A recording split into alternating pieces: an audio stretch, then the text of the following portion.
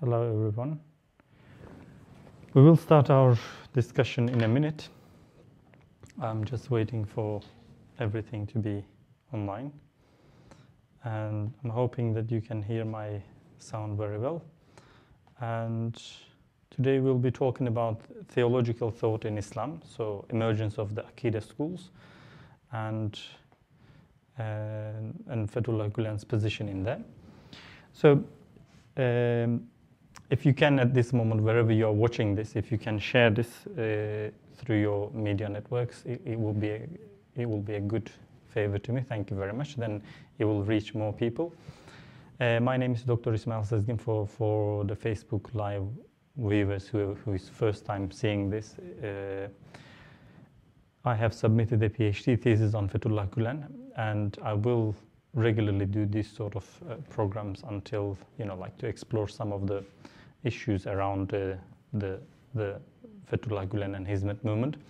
Today I will be talking about, to start my conversation, Islam and responsibility issues.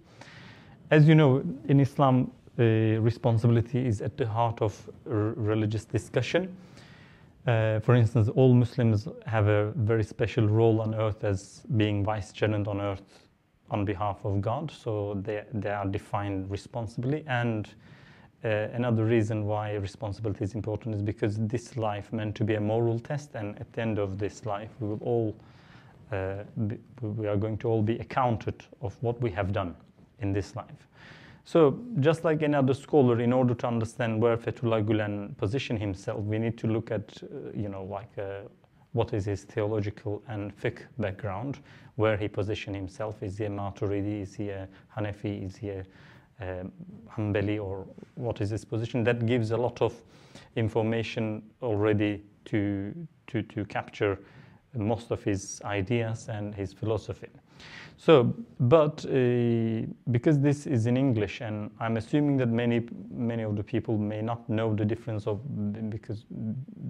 between school of thoughts and madhabs and fiqh and theology and stuff. So I will start with the theology of Islam and how it is implicated.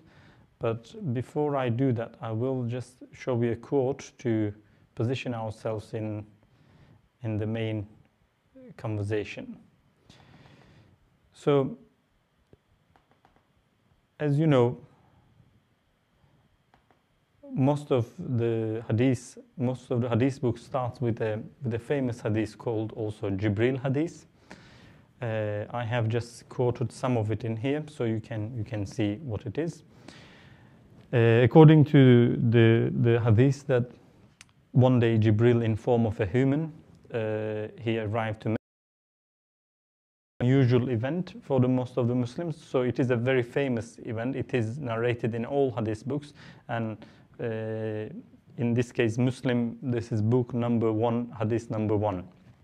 So Jibril asked the Prophet, peace be upon him, say, Mal iman ya Rasulullah, what is iman and what is faith? And that Muhammad, peace be upon him, said, Iman is that you affirm Allah, His angels, His books, His messengers, and the last day, and that you affirm the decree, the destiny, the good of it, and the bad of it.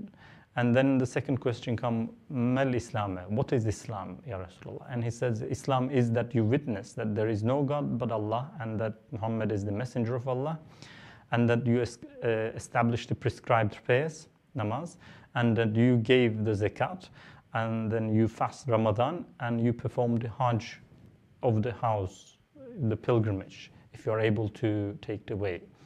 And then the third question, of course, comes as, Ya Muhammad, what is the ihsan? And the Prophet, peace be upon him, answered that you worship Allah as if you have seen Him, even if you don't see Him, nevertheless He sees you.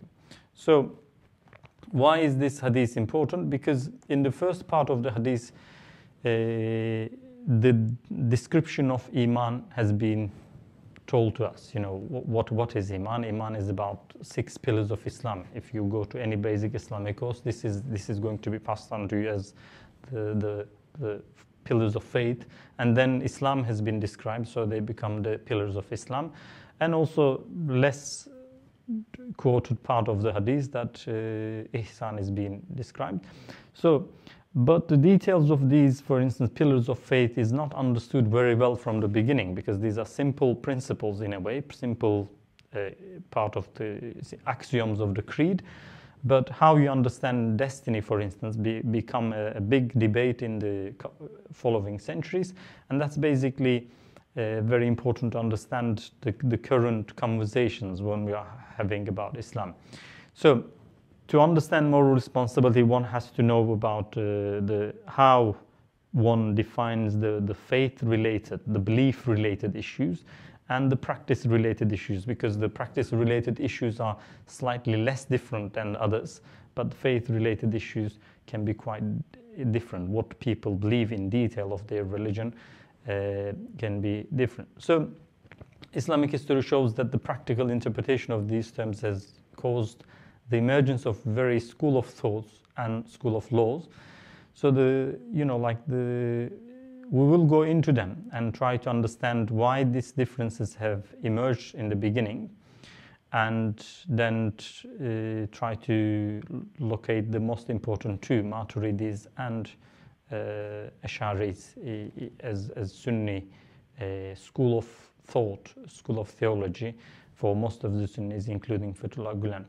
So if we were to start with the first centuries, there wasn't a problem. People used to, receive revelation and Quran, and if they were disputed, if they dispute about anything, they would look at the Prophet, peace be upon him, or ask him what to do about that issue. And because it was a confined Arabic land, geographically very similar to each other, the question of people were similar to the question, everyone asking was similar to each other anyway. So for that matter, there wasn't much problems in the beginning, first century especially, when Muslims are among the Arabs. But when it started, Islam starts spreading towards Persians, Indians, Egyptians, and North Africans and different places, of course new questions emerged, and how to deal with those new questions created mainly fiqh differences. But before that, it started to emerge different school of thoughts as well. So the first century is what we call people actually followed the example of the Prophet. So Ahl Sunnah wal Jama'ah, the Sunnis actually, or the whole Muslim community was trying to follow the Prophet's example. But then what happened is, in line with the Quranic revelation and the Prophet's life. So we call them as the Salafi. So there wasn't any different school of thought in the beginning, except everyone was trying to look at the examples, because once the Prophet, peace be upon him, passed away, then they started looking at what we call Tabi'in, his companions. And then when they passed away, their generation, the third generation, started looking up to the Tabi'in, the people who see the people who saw the companions of the Prophet. So the third generation who saw the people who saw the companions, sort of. But in the meantime, there was some political rifts emerged. The first issue started when the Khawarij emerged. So we have to somehow start with the Khawarij to explain, how all these differences came about. Because Khawarij mean people who are leaving or who came out a certain fold. This came about 30, 40 years after the Prophet, peace be upon him, passed away. The Khawarij came within a dispute between Hazreti Ali and Hazreti Muawiyah. And the fact that they wanted to sort out their problems with the arbitration became a problem for some Muslims who thought that only Quran can make a decision. So people shouldn't resort to arbitration or referees or people to resolve their issues, which meant they actually called Hazreti Ali and Muawiyah as non-Muslim, as kafir, as murtad, as apostates who left the fold of Islam because they wanted to resolve their matters by assigning an arbitrator. Long story short, they started a very, very, let's say, fundamentalist Islam, which they would assume that anyone who commits a major sin is a disbeliever of Allah. So this is the first time it came about, because in the Quran there is nowhere a mention of like there are mentions of great sins like gossiping, stealing, killing, and lying, these sort of great sins. But there isn't really a distinction between what happens if you commit a grave sin. It wasn't a question. If you lie, for instance, are you still a Muslim?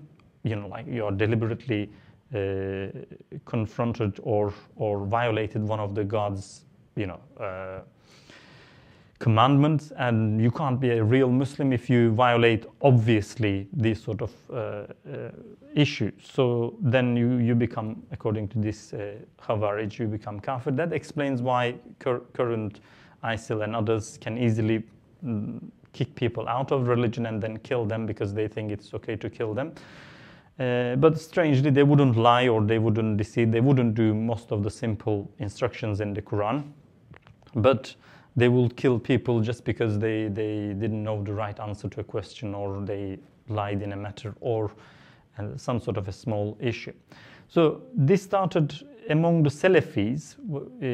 For instance, there is a very famous Salafi scholar who is known to be the father of all ulama in the early years. That's called Hassan Basri. And Hassan Basri, while he was teaching, because of this grave sin issue, one of his students in his teaching class asked a question to him. He said, what will happen to people who commit grave sins? As Khawarij say, are they going to be outside the fold of Islam? Are they going to become disbeliever because they deliberately violated one of the laws of God? And Hassan Basri said, let me think about it. Because the problem is, if he says they all go outside the fold of Islam, then their punishment is similar to disbelievers' punishment, which is quite strange because, like surely someone who believes but commits sin shouldn't be punished similarly as someone who denies the existence or the commands of God similarly, but as Khawarij are claiming, let's say. So because he took his time and his student was less patient with him, then he said, I will have to come up with an answer to this myself, because the reason that up to that point, what we called Salafis used to refer to Quran in every matter. I have to explain that part, once we understand the Khawarij issue. Let's first understand the Salafi group, which is not same as the current day Salafis, but original Salaf. In that case, we're all following the same example at the moment. All Ahl Sunnah is claimed to be Salafi, following the footstep of the Salaf, the previous ones. So these people who came just after the Prophet, they followed the revelation in the Quran, and if they were disputed, they followed the example of the Prophet and his companions and the people who saw his companions. And they didn't bring the original Salafis, never brought the reason into religion. They didn't want to bring reason into religion. For instance, in one circumstance, if you read one of the final chapters of the Quran, the description of Allah says that like He, Allah, the One, the eternally besought of all. He begets not, nor He is begotten, and there is nothing compared to Him. So this is, like what we called, it's an easy, very, very clear verse. But there are some verses where Salafis have difficulty to explain. For instance, there is a verse in Surah Al-Fath, number 10. It says, in these, those who pledge allegiance to you, O Muhammad, they are actually pledging allegiance to Allah. The hand of Allah is over their hand. So he who breaks the word only breaks it to detriment of himself. So in this verse, where the description of people renewing their pledge to the Prophet, God clearly says that Allah's hand is over those people who are pledging allegiance with the Prophet. But the little problem in here is for Salafis at least. So does this mean God has a hand like human beings and it is over people? How would you explain this? How this would happen? Is there an anthropomorphism? Can we imagine God something similar to human that has hand? Or is there a meaning, like a symbolic meaning behind it? So it's in a way an easy question to answer. Of course, it means like God is with them, God is supporting them. It's not, we shouldn't be thinking like a big massive hand over the hand of people who are renewing their pledge. But the difference in those original Salafis that they said, we wouldn't know this, what we know is because Quran says that Allah has a hand, but we don't know, is this hand is similar to human hand or whatever. Allah knows the best. We won't make a reasoning in there. This continued until Ibn Taymiyyah, the most quoted scholars by the Salafis at the moment, because he brought some of reasoning to explain this sort of issues. Ibn Taymiyyah, as one of the leaders of Salafis, argued that reason and revelation would not clash with each other in normal circumstances. If there is a clash, or seemingly there is a clash between reason and revelation, the Quran, then either reason is not stable and healthy to understand the revelation, or if in the case of hadith, maybe the hadith is not stable, maybe it's not a strong one. So since then, the Salafis started opening a space for reason in the religious debates, but it's a very limited space, and they tend to choose revelation always over the reason as a superior by definition. In a way, if reason cannot explain the Quranic revelation, it means that we are not clever that much enough. We have not advanced in technology enough. In time, we will understand the wisdom behind that verse. So there is, in this sense of Salafis, there is among 12% of the Muslims, mainly in Saudi Arabia, Kuwait, and other Gulf states, are actually Salafis. And recently, especially what we call a neo-Salafism, a new version of that renewed Ibn Taymiyyah Salafism as well, is increasingly becoming popular in the Western world through different communities because of the support of the Saudi dollars and everything. So this was the original Salafis in Kufa, Hassan al-Basri, while he was teaching, and he came across with this question where he took his time because it's a very risky to answer. So his answer was actually, if I'm not wrong, his answer, Hassan al-Basri, come up with says that I do not say the person who commits a major sin is an absolute believer or an absolute non-believer. For me, he is in between belief and disbelief. He is neither a believer nor an unbeliever. So this answer wasn't sufficient for Wasil and his student. He left Hassan al-Basri's circle. So Hassan al-Basri started mentioning him and similar people as i'tazala, people who broke away, who left the circle. So that's the Mu'tazila, who started a new way to interpret Quran by using reason, emerged within the Islamic world in early, as really, if you don't count the Khawarij and Salafism as at that time the main body of Islam, repeating what the Prophet and his companions did. Mu'tazila is the first ones to start using reason excessively in interpreting the Quran. For instance, because there is no clear reference in the Quran about a person who commits grave sin in connection with that person's status of belief, this new school of thought used human reason to respond at questions. So Mu'tazilis arguing that committing a major sin results in undermining the belief of God, although not denying it openly, thus he as an unbeliever.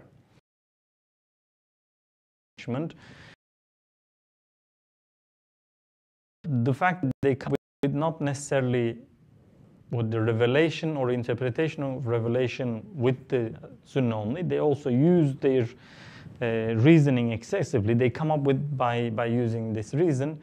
That's why it is slightly different. So, for instance, they also claim that children who die before they reaching the maturity, the puberty, will not be punished in hell, but neither they will be able to gain entry to heaven because they have not earned a place in reward of their adult action. So if there is a Muslim listener wondering if children die when they are a child, they go to heaven, that's because that is Maturidi and Ash'ari school of thought assumes that. But Mu'tazilis, as they're not part of Ahl Sunnah, but they are very important in terms of bringing reason into religion. That's why we're mentioning them. They thought children who die before they reach the age of responsibility wouldn't go to hell, but wouldn't go to heaven. They will go in between.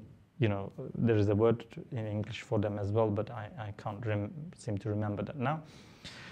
So there are some other beliefs they brought with the reason again.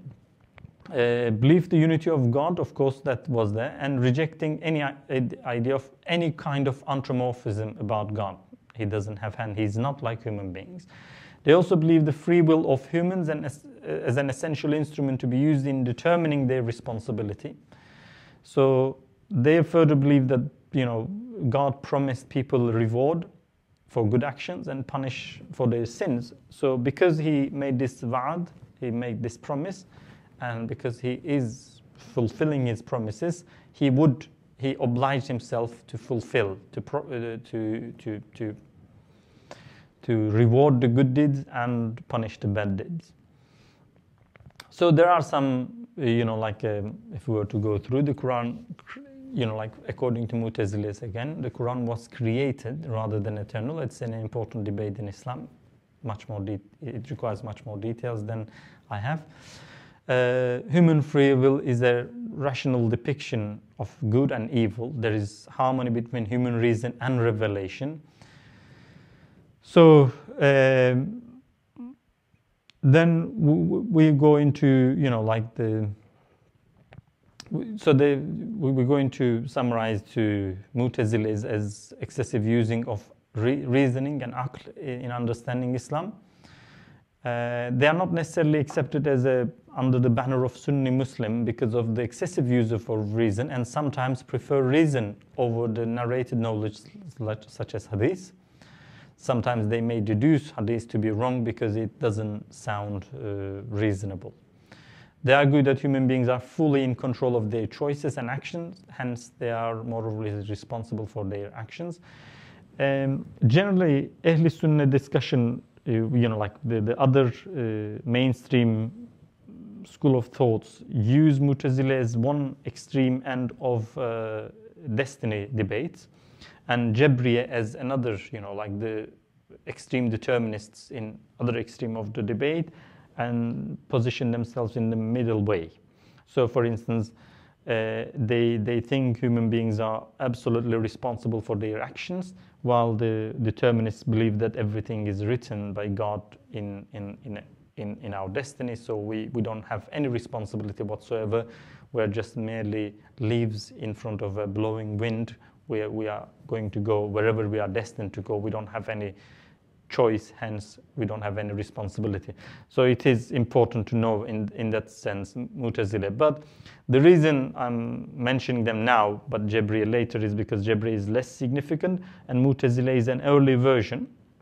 Then we have the Ash'ari school. So because the Ash'ari school, we were all talking about Mu'tazila, but I forgot to change the title. Then we're talking about Ash'ari school. Ash'aris formed their school of thought after 913 based on the teachings of Abu Hassan al-Ash'ari, who was a Mu'tazili scholar until he posed a significant question to his master al-Jubai. So the question was about three brothers. One commits sins, one performs good deeds, and the third dies as a child. The Ash'ari asked what would happen to them in the judgment day. So remember our knowledge about Mu'tazilis. Al-Jubai said that the one who grew up and did good deeds will go to heaven. The one who grew up and did bad deeds will go to hell. And the one who died as a child would stay in between heaven and hell. I should remember what the word for that, but in between heaven and hell. And so then up to this point, it's a convincing answer. But then the guy asks a second question. Abu Hassan al-Ash'ari says that, so in that case, wouldn't it be unfair to the child who would actually, maybe if he grow up, he would be a good man committing good stuff and will go to heaven? And Al-Jubai said yes, but maybe he was going to be a bad person. So it's a blessing for him to die at an early age, and so he's saved from hellfire. So then the third question follows from Abu Hassan al-Ash'ari, says that then in that case, wouldn't it be right for the guy who committed bad deeds? Can't he ask God, say that you should why didn't take my life as well when I was a child? At least I would have saved myself from hell, and I would stay in between. So this, because there isn't really an answer to this question, the way Mu'tazilis argued the reason too much, because they come up to this point according to themselves. So there you go, and another group emerged, but this one is far more emphasizing on the reason in comparison to revelation. They still believe the reason is a very important tool to explain revelation.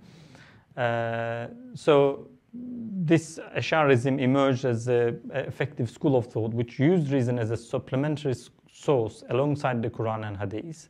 And the rational approach was welcomed by a large number of Muslims. And Ash'ari remained a very, very popular school of thought in Saudi Arabia, North Africa, Iraq, and Syria. So,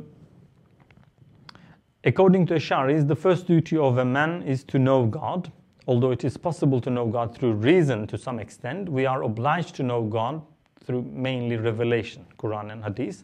So Ash'aris also accept the revelations are superior to reason. Thus, they claim that distinguishing good and evil and believing in the realm of an unseen cannot be achieved through reason alone. So we definitely need the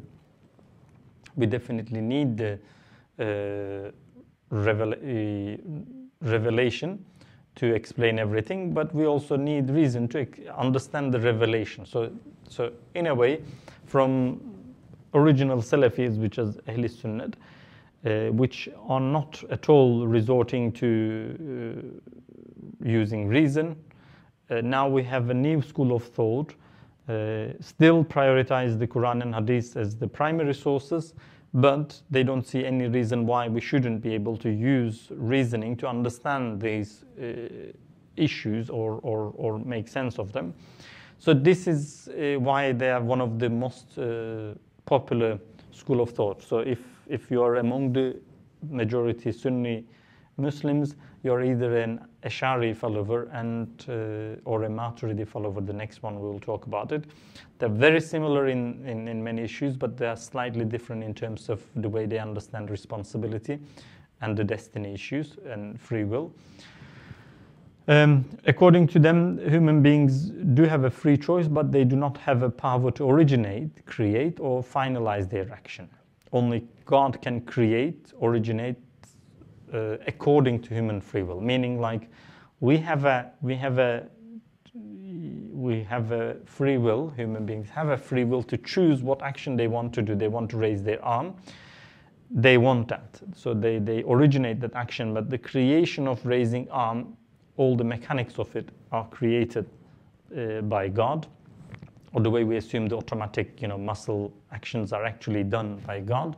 Similar to that, we are responsible for all our actions because we want to do them, and that is our inclination that makes us responsible. That's we choose, and according to our choice, Allah creates those actions. They do believe that human beings have a free will, which means that they have a more responsibility for their actions and the consequence of those actions. They are responsible for that as well. But they also give a name for this doctrine as kasb, to acquire something, acquisition doctrine. Because we are making those decisions, we are responsible for the outcomes. So in another way, if human beings are not forced into do something, so they believe in freedom of religion, if people are not under forcing circumstances and they choose freely about something, they become responsible, both blameworthy and praiseworthy. So for instance, they wouldn't force anyone to become Muslim because it has to be on free will, or they wouldn't accept as a forced, like the way ISIL does, for instance, a forced Islamization as a real Islamization. So that makes Ash'aris one of the important school of thought that emerged out of Mu'tazilis and still very relevant today, and one of the two main school of theology that explains the responsibility issues very well. 99.5% of Muslims may not know which school fall into Maturidi school of thought, while North Africans and Syrians and Arabian Peninsula, or the people who learned religion from them, Sunni Muslim, become Ash'aris. And there is of course the Shia fold as well, but we're not going to go into that part. So I'll try to wrap it up by explaining some of the Maturidi school of thought. It was originated by Imam Maturidi, who was born in Samarkand in Middle East, current Uzbekistan, Turkmenistan, I think one of those Eastern countries. So according to them, these are Abu Mansur Muhammad al-Maturidi, which is closely linked to the Hanafi school of Islamic law. That's, like if you are Maturidi, more likely you are going to be Hanafi as well, but that's another issue. It combined some Sufi meditational and ethical exercises with Islam. It used the reason to understand the religious truths stressed by God's omnipotence, the primal authority of the Quran, but also allowed human freedom of will. So the reason, they're very similar to Ash'aris, for instance, but in our case, for instance, Fethullah Gülen is a Maturidi scholar, naturally being Turkish, but also you can see he can borrow some ideas from Ash'aris frequently, and this is quite seen in among the scholars. If you know all of the school of thoughts and what you're talking about, you understand similarities and differences, and you can refer to both Imam Maturidi or Imam Ash'ari as far as you are able to do that. So Maturidis believe that human innate curiosity and power of reasoning should inevitably come to conclusion about the existence of God without external human revelation. Thus, for Maturidis, everyone, if you were born in the middle of an island, you are still responsible to find out the existence of God with just power of reasoning, with just thinking, looking around, seeing the nature and making sense all of it. You should be able to at least say that there is a maker for everything, according to Maturidis. But the details of religion, you of course need revelation. What sort of a God, how he is, and how we can pray and worship to him. They are all comes with the what we call revelation. So this is why it is important. For instance, you see in Gülen investing in education, believing that if people are educated, they have a better chance to find the existence of God with their reasoning.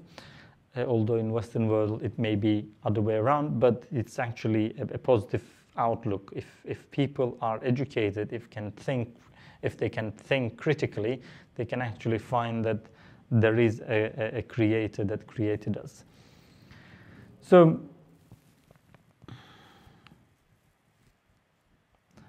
they place an importance to human free will and morality related to that.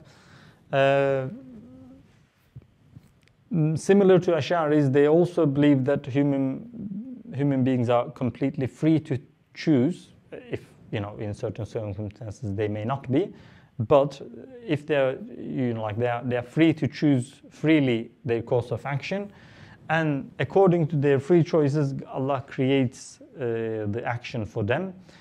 So they become responsible for their actions after that. So another point that slightly different than Ash'aris is that according to a verse in the Quran that Allah does not put more burden than one can carry. So they think like subjectivity of more responsibility. So for instance, if someone is able to do more, he may be responsible more, but if someone is able to do less, it doesn't have to be as much. So then it brings us to the as an other school of thought, the Jabriya school of thought, because it's important. Jabriya, as I said, a mainstream Sunni Muslim would like to think themselves as a mainstream middle path, and that middle path is in between complete determinism, Jabriya school, and Mu'tazila school, complete or excessive usage of reasoning in understanding revelation and the religion. So for instance, for that reason, we need to say maybe a few words about Jabriya. Jabriya is the school of thought that they think we are just merely, we don't have any free will. It's all pre-arranged and pre-written by God, so we just have to play out our part, so there is no responsibility. It's quite close to nihilism, and in many ways, without accepting responsibility, that makes it troublesome with parts of the creed like Judgment Day. It makes it irrelevant and stuff. So in between, we have this, theological positions when 99% of the Sunni Muslims assume at the moment, either Ash'aris or Maturidis. And Gülen, as I said, within these contexts, is a Maturidi scholar and Hanafi scholar in that sense, but he can sometimes, for someone who knows what he's reading about, he can see the references to some Ash'ari points as well, because he sometimes, at least mentions the point or prefers Imam Ash'ari's description of something. So why it is important? That's the part I will explain, some points about Gülen's situation in here, and then next week we'll be talking about the fiqh schools and why he chose Hanafi fiqh and what it means in daily life as well. So, one other thing is the Hanbali school of thought is mainly assumed as another theological school, but we will consider it as a fiqh school because its fiqh side is much more strong. It's in a way complete school of thought. But anyway, for Gülen mainly follows Imam Maturidi, and he believes that the destiny is there, but it is not a compulsory predefined set of actions which humans beings do not have any choice but to live, as Jabriya suggests. It's not like that. In fact, Gülen's thinking is in line with the Maturidi school, since he believes that human beings have a power to choose their actions freely, and they are fully responsible for these actions. According to Gülen, in this sense, is that God's writing the destiny is not something that forces us to do that. It is a pre-knowledge that we will going to do that. So he knows that we will going to do something. That's why he's written, not because he's written we are doing that. Because we are going to do that, and he knows us very well, he has just written it beforehand. In a way, he is outside of the time. So time is something that have impact on us, not necessarily on God, similar to, like he's not subject to time the way we are. Furthermore, as a Maturidi scholar, he also believes the importance of reason and encourages people to see and understand everything, not only understand the revelation and try to make reason with it and try to see why it is important and how it needs to be practiced and everything. He appreciates that human reason is limited, though. Therefore, it will not be sufficient in certain circumstances to understand some of the divine wisdom which comes through revelation. So we go back to the Salafi question of, we may not be able to always understand the meaning of a revelation within a certain order, in the Quran. We may understand to a certain point with our reason, but the reason may not sufficient enough. We may not be on that level to understand. Doesn't mean that it doesn't have a reasonable aspect, but it means that our reason is limited to understand the reasoning of God, if that is sound right. And he gives example, like it's quite understandable in a sense that, for instance, 4 century, 5 century ago, if people were reading Quran and about the birth of a baby and stuff, they may not be able to understand that every detail of that microscopic level of phases of human and embryologic evolution. Maybe now we know that and we can make reason with that, which wasn't possible, for instance, 5 centuries ago. So Quran being a universal revelation, eventually we will maybe understand everything with the advancement in technology and everything. So they complement each other. So today, this is it. What we're going to talk is, like end of our conversation for the day. And I will be covering the legal thought in Islam, the fiqh schools, why they are important, how they influence and how they emerge, what are the basic differences, why there is 4 of them, which we assume all of them are right as well, and where Gülen locates himself in that sense. So that will give us where his legs standing on, and then it will help us understand the contemporary debate about moral responsibility and of course the Hizmet movement and everything. Stay with me, please. You will be able to follow the rest of the event. You can follow the YouTube page or the Twitter or Facebook account and support all this work via Patreon. Thank you very much for joining, and see you in the